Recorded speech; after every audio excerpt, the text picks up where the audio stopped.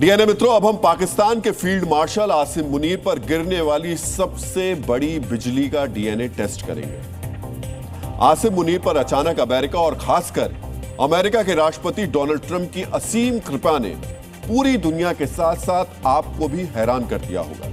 पिछले कुछ समय से आप भी सोच रहे होंगे कि कंगाल मुल्क के आतंकी सेना के चीफ पर ट्रंप जैसे नेता क्यों इतना प्यार बरसा रहे हैं, क्यों पाकिस्तान से इतना अपनापन दिखा रहे हैं, क्यों पाकिस्तान को संरक्षण दे रहे हैं और उसे फजीहत से बचाने के लिए झूठ पर झूठ बोले जा रहे हैं। लेकिन अब ट्रंप के रिचार्ज की पाकिस्तानी वैलिडिटी खत्म हो रही है। इसका मतलब यह है आसिम मुनीर पर ट्रंप के एहसान के दिन अब लद गए हैं। अब मुनीर पर ट्रंप कृपा नहीं बरसाएंगे, उसका सिंहासन खींचेंगे। ऐसी आशंका क्यों जताई जा रही है, इसी सवाल का विश्लेषण आज हम करने वाले हैं। बड़ी खबर यह है कि मुनीर ने ट्रंप के सामने जो वादा किया था, अपने उस वादे से अब वो मुकर रहा है, जिसके बाद आसिम मुनीर के सितारे गर्दिश में आने वाले हैं और आशंका जाहिर की जा रही है अब तक मुनीर को मजबूत कर रहा अमेरिका पाकिस्तान की आतंकी सेना के चीफ का तख्ता पलट भी कर सकता है। इससे बचने के लिए आसिम मुनीर इस महीने के अंत या फिर अगले महीने की शुरुआत में एक बार फिर से व्हाइट हाउस का दौरा करने वाला है और इस दौरान मुनीर को गाजा में पाकिस्तान की फौज भेजने पर अपना आखिरी फैसला ट्रंप को बताना होगा। यही फैसला ट्रंप और पाकिस्तान के बीच हुई नई दोस्ती का भविष्य तय करेगा। फिलहाल मुनीर के अमेरिका दौरे से पहले पाकिस्तान ने अपना फैसला कर लिया है। आज आपको भी जानना चाहिए ट्रंप ने अपने गाजा प्लान में पाकिस्तान की सेना के लिए जो रोल चुना है वो आसिम मुनीर के लिए कैसे आगे कुआं और पीछे खाई साबित हो रहा है और अमेरिका से किए गए वादे से मुकरना किस तरह आसिम मुनीर को अर्श से फर्श पर लाकर पटक देगा। सबसे पहले आप समझिए मुनीर 6 महीने में तीसरी बार अमेरिका क्यों जा रहा है और इस दौरे में व्हाइट हाउस से मुनीर की उदास और परेशान तस्वीर क्यों सामने आने वाली है। तो ट्रंप ने पाकिस्तान पर दबाव बढ़ाना शुरू कर दिया है। ट्रंप नए साल में अपने 20 पॉइंट वाले गाजा प्लान के दूसरे चरण को एक्टिवेट करना चाहते हैं, जिसमें बड़ी भूमिका निभाने का वादा करके मुनीर और शहबाज ने व्हाइट हाउस में घुसपैठ की थी। अब ट्रंप आसिम मुनीर पर गाजा में प्रस्तावित अंतर्राष्ट्रीय सैन्य बल यानी गाजा स्टेबलाइजेशन फोर्स के तौर पर पाकिस्तान की सेना की तैनाती का दबाव बढ़ा रहे हैं। अमेरिका चाहता है कि पाकिस्तान गाजा में सैनिक भेजे ताकि युद्ध के बाद गाजा के फिर से निर्माण के दौरान हालात को संभालने और हमास को रोकने के लिए मुस्लिम देशों की संयुक्त फोर्स बनाई जा सके।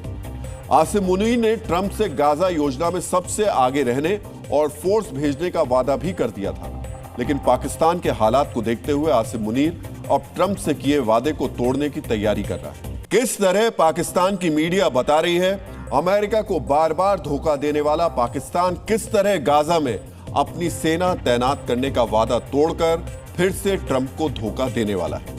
और पाकिस्तान के एक्सपर्ट्स को भी इस बात की आशंका है मुनीर का यह वादा उसके साथ साथ पूरे पाकिस्तान को भारी पड़ने वाला है, क्योंकि अब तक पाकिस्तान को पुचकार रहे ट्रंप पर फिर से भारत ट्रंप अब करने लगे। यही वजह है पाकिस्तानियों को लग रहा है मुनीर ने पूरे देश को फंसा दिया।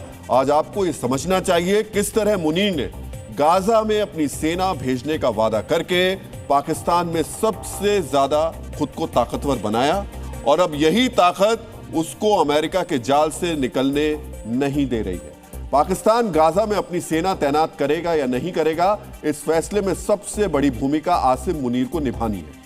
आसिम मुनीर ने अमेरिका के समर्थन से शहबाज शरीफ पर दबाव बनाकर फिलहाल सीडीएफ यानी चीफ ऑफ डिफेंस फोर्सेस की गद्दी हासिल कर ली है। यानी मुनीर ही पाकिस्तान की सेना, नौसेना और वायुसेना तीनों का चीफ है। सीडीएफ बनने के बाद साथ साथ मुनीर को 2030 तक का एक्सटेंशन और जीवन भर कानूनी प्रतिरक्षा भी मिली है।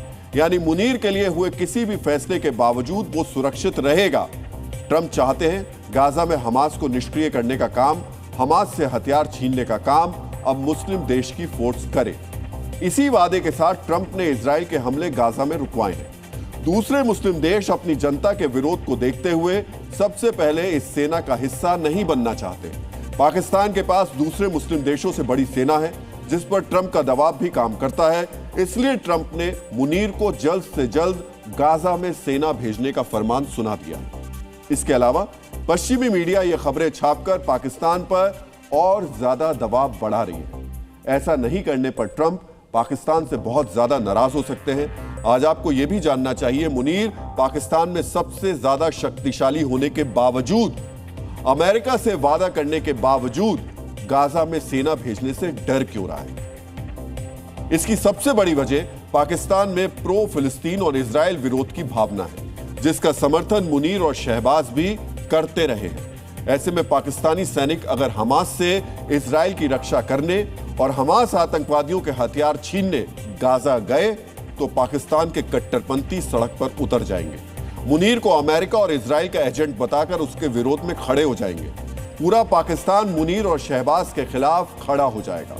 मुनीर को डर है पाकिस्तान के इस्लामी दल और कट्टरपंथी सीधे इमरान खान से हाथ मिलाकर सड़क पर उतर सकते हैं। इसके अलावा मुनीर को पाकिस्तान की खुफिया एजेंसी आईएसआई ने भी आगाह किया है। आईएसआई ने कहा है कि पाकिस्तान की सेना के अंदर फिलिस्तीन समर्थित भावनाएं रखने वाले जनरल जो सेना पर मुनीर के स्थायी कब्जे से बहुत खुश नहीं हैं, वो भी गाजा में सेना भेजने पर बगावत कर देंगे। डीएनए मित्रों, इसी वजह से डरे हुए मुनीर ने ट्रंप से धोखेबाजी करने की तैयारी कर ली।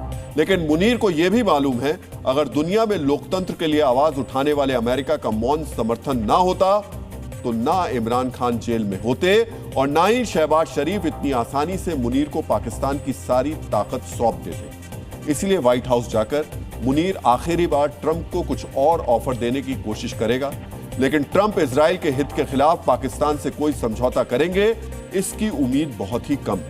इसलिए अब मुनीर के तख्ता पलट की उम्मीदें जाहिर की जा रही हैं। आज आपको यह भी जानना चाहिए कि ट्रंप को नाराज करके मुनीर पाकिस्तान कहां और कितना नुकसान करवाने जा रहे हैं पाकिस्तान का। डीएनए मित्रों, जो ट्रंप पाकिस्तान के प्रधानमंत्री से फोन पर बात नहीं करते थे, उन्होंने आसिम मुनीर को सीधे व्हाइट हाउस बुलाकर उसका नाम लेकर आतंकी सेना के चीफ का कद कई गुना बढ़ा दिया था, जिससे पाकिस्तान में मुनीर बहुत ही मजबूत हो गया। इसके बाद ट्रंप की वजह से आईएमएफ और खुद अमेरिका ने भी पाकिस्तान पर धन वर्षा कर दी। ट्रंप के दौर में पाकिस्तान को आईएमएफ से $7 अरब यानी लगभग 2 ट्रिलियन पाकिस्तानी रुपए की मदद अब तक मिल चुकी है। इसका श्रेय आसिम मुनीर को मिला और पाकिस्तान दिवालिया होने से बच गया। अमेरिका से पाकिस्तान को F-16 अपग्रेड पैकेज के तौर पर $686 मिलियन यानी 200 अरब पाकिस्तानी रुपए की मदद मिली, जिससे पाकिस्तानी सेना की ताकत और मनोबल दोनों बढ़ा। इसके अलावा पाकिस्तान को रेकोडिक परियोजना और अमेरिका से खनीज समझौते के तौर पर लगभग $2 बिलियन यानी 560 अरब पाकिस्तानी रुपए से ज्यादा का पैकेज मिलेगा, जिसने मुनीर को पाकिस्तान में आर्थिक और रणनीतिक वैधता दिला दी है। डीएनए मित्रों, इसी वजह से पाकिस्तानियों को लगने लगा मुनीर ही मुल्क का बेड़ा पार लगा सकता है। लेकिन गाजा में मुनीर ने सेना नहीं भेजी और ट्रंप नाराज हुए तो आईएमएफ की अगली किस्तें रुक जाएंगी और ये उस वक्त होगा जब 2025-26 में पाकिस्तान को $23 अरब यानी 6 ट्रिलियन पाकिस्तानी रुपए से ज्यादा का कर्ज चुकाना है। पाकिस्तान ने अगर कर्ज नहीं चुकाया और डिफॉल्टर हुआ तो पाकिस्तानी रुपया तेजी से गिरेगा और पाकिस्तान में 15 से 20% तक महंगाई बढ़ेगी और F-16 की उम्र 15 साल बढ़ाने वाले समझौते का भविष्य भी अनिश्चित हो जाएगा, यानी असर पाकिस्तानी सेना की ताकत पर भी पड़ेगा।